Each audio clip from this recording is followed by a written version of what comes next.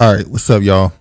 We decided to do a part 2 to the Judge Joe Brown talking about Biden and Kamala video, partly because that video kind of popped off, but mainly because I saw a few people, not a lot, in the comment section saying that he was telling lies, calling him senile, and all kind of accusations, which Judge Joe Brown is not senile. It's a shame how they do Uncle Joe. Uncle Joe. The real Uncle Joe. Not that fraud ass Uncle Joe.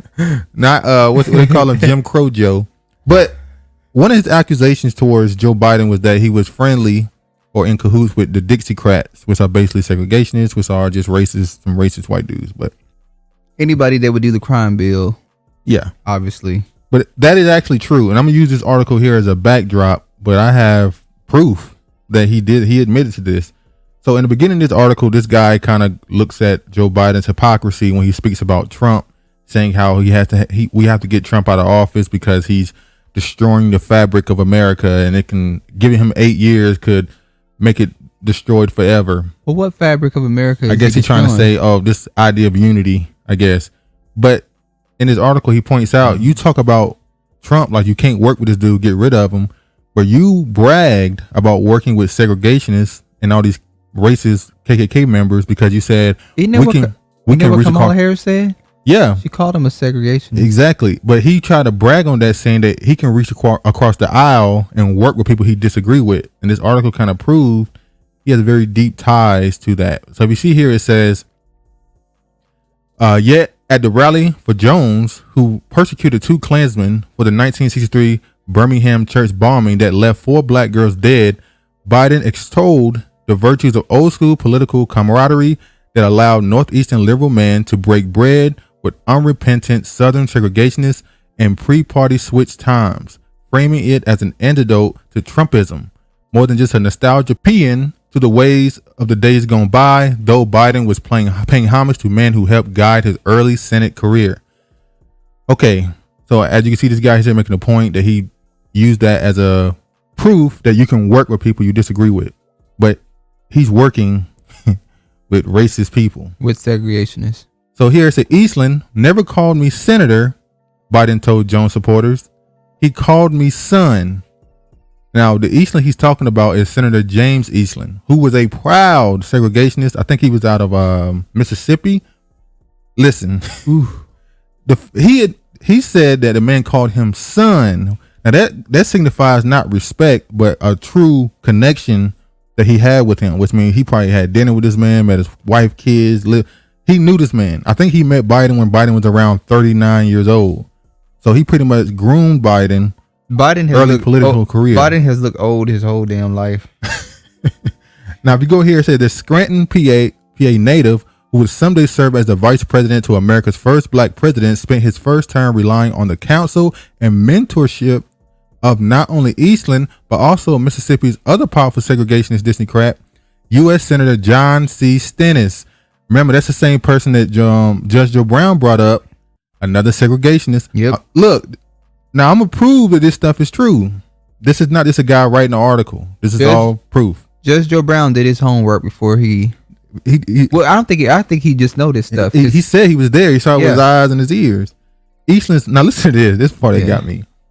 Born in Forest, Mississippi, Eastland was part of a family steeped in the myth-making of the so-called lost cause of the Confederacy that falsely recast the South's role in the Civil War as one of the gallantry and honor, a fight not to defend the institution of human slavery, but to preserve white Southerners' way of life. Eastland, he was who you think he is. Eastland's mother, Alma Austin Eastland, was weaned on first-hand reports of Yankee brutality and bitter and one-sided, often misguided, even hysterical accounts of Negro rule, quote-unquote, during Reconstruction. Historian J. Lee Annis wrote in his 2016 book, Big Jim Eastland, the Godfather of Mississippi Politics.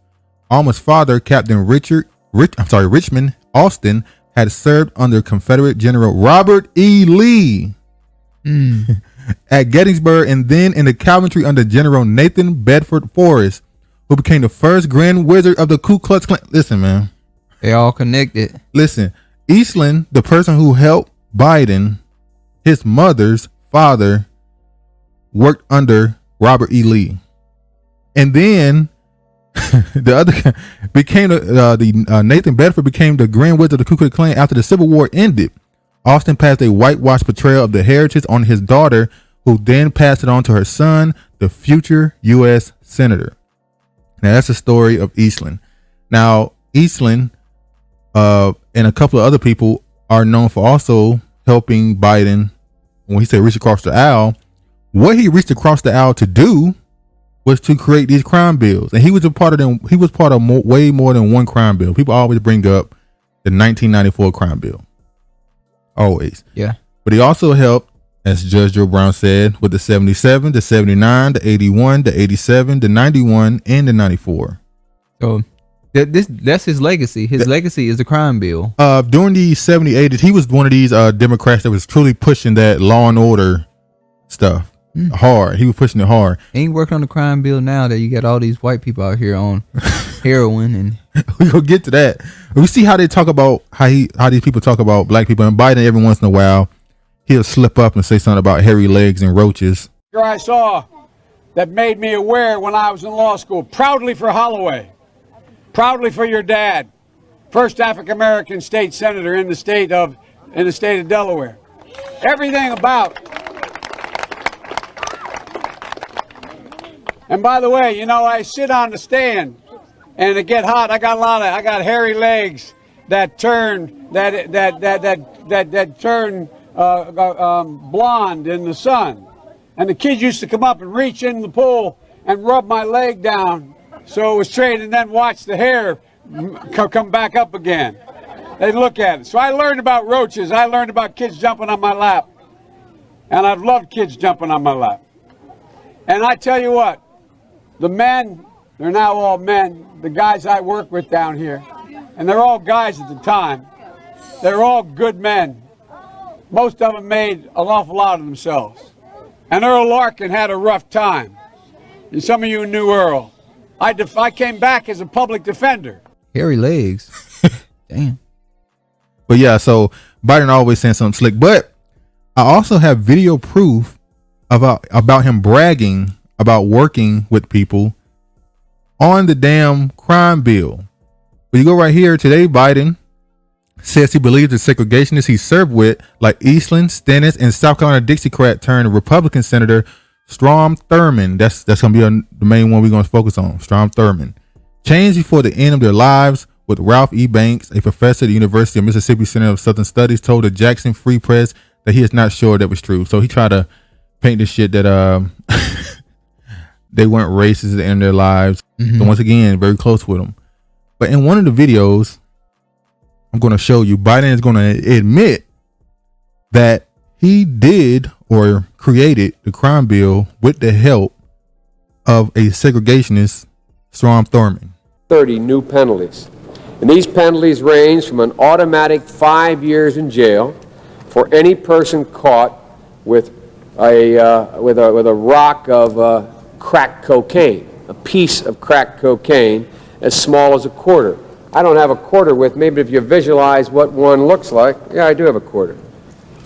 If you have a piece of crack cocaine no bigger than this quarter that I'm holding in my hand, 1/4 of $1, we passed a law through the leadership of Senator Thurmond, and myself and others, a law that says if you're caught with that, you go to jail for 5 years. You get no probation. You get nothing other than 5 years in jail. Judge doesn't have a choice. So, yeah, he bragged about working with a segregationist to create a crime bill that imprisoned overwhelmingly more black people than anybody else. Ask yourself, why would they focus in that crime bill on crack instead of just cocaine in general? Because black people were smoking crack. Exactly. Because if you really want to get rid of the drugs, you would have said cocaine, crack, anything, any drug would have been 5 years automatically. But they focus on one because a particular demographic was suffering from that one drug. He also went on to brag about all these penalties he put in the bill, along with extending how many felonies can lead to the death penalty. And he also bragged about when you get caught with drugs, They can take all your property, your cars, your house, and all that stuff. And then there is Kamala, or Kamala, I'm sorry. Now, Kamala, obviously, Judge Joe Brown had a lot of allegations towards her. She's a witch, and she is a corrupt witch. She's been corrupt her whole life, and she fucked her way to the top. He basically just called her a hoe. She just a hoe. She sleep with anybody for a job and all kind of stuff. But Willie Brown obviously came out and admitted they quote unquote had a relationship. But Willie Brown also went on to say that he is the reason why he basically admitted that he propped her up and helped prepare her career. Like, I'm dirty, really, you dirty. He like, I kind of, maybe I did help out, you know. Willie was being an asshole. But if you look here, she kind of went in on Willie when he said this. So he came out and made all those things that said, you know, I helped her. This is a quote from Kamala Harris. She said, "His career is over. I will be alive and kicking for the next 40 years. I do not owe him a thing," she told the San Francisco Chronicle at the time. When asked about being appointed to her part-time roles at the state commission, she said, "Whether you agree or disagree with the system, I did the work. I brought a level of life knowledge and common sense to the jobs. I mean, if you were asked to be on board of regulated medical care, would you say no?" Now, Willie also said that when she got into the DA office, she immediately told him that she would indict him. So he was like, damn. So the second she got the DA office, district attorney, she threatened to indict him. Well, she hadn't got to the level that she wanted to get to. She no longer needed him anymore. So exactly. She let him know. She put his ass on notice, like, you fuck with me, I get your body. Get your ass we like, damn, baby, chill out. Chill out. I'm gonna check you out later. But yeah, obviously, I could not find the stories about her college days and all that stuff. But I also found something else out. The DA she worked for in 2002 and won or whatever. Mm-hmm. He remember Kamala Harris, who went on Breakfast Club and said how she used to smoke weed and listen to Tupac, even though Tupac wasn't alive in the 80s. I mean, sorry, he was alive, but he wasn't rapping in the 80s. The early 80s, Tupac wasn't an artist. I think he was a kid, wasn't he? He was in high school at least. Maybe middle school. I don't know. Probably middle school. No, I think the nigga was in elementary school. No, because when he died at 25, right? It was in what, 1997, 8? Yeah, I don't know. You might be right. But anyway, but then it turns out, obviously it didn't happen. But remember, she then went on to laugh in front of those people, say how she would arrest people who smoke marijuana, and laughed about it. Well, guess what? The DA she worked for in 2001, he ran his campaign on being pro-pot. Yeah. The dude she worked underneath, he was a pro-pot politician.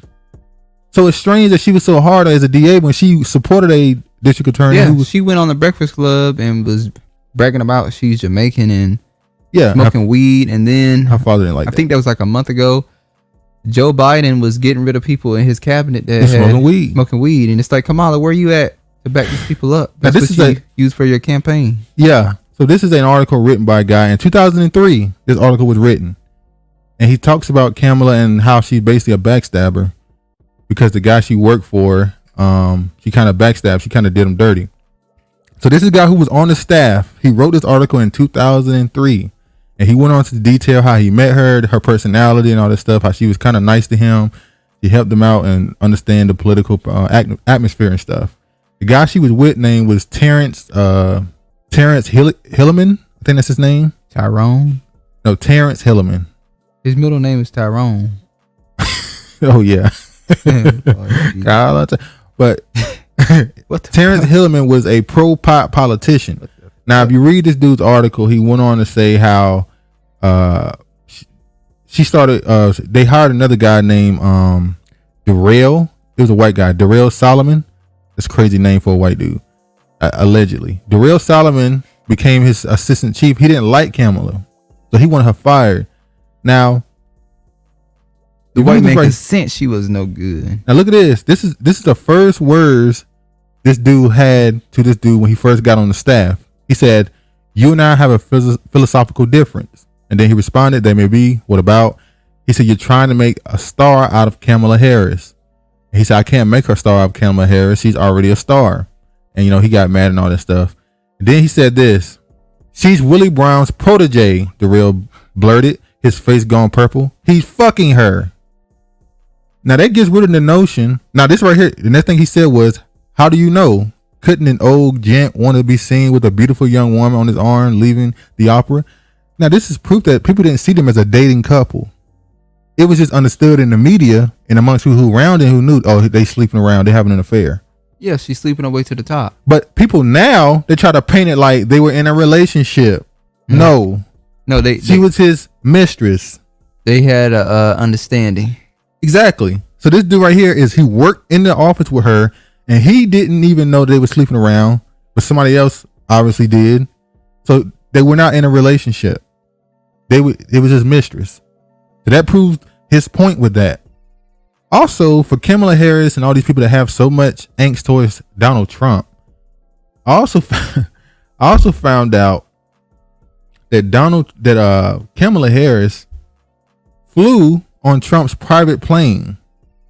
It's funny how all these people, they talk shit about each other, yet they got a history of being around each other. She went on the Lolita, was she?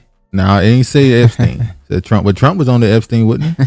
Yes, he was. But also, allegedly, Trump donated to her campaign about $6,000 in 2011 and 2013 combined.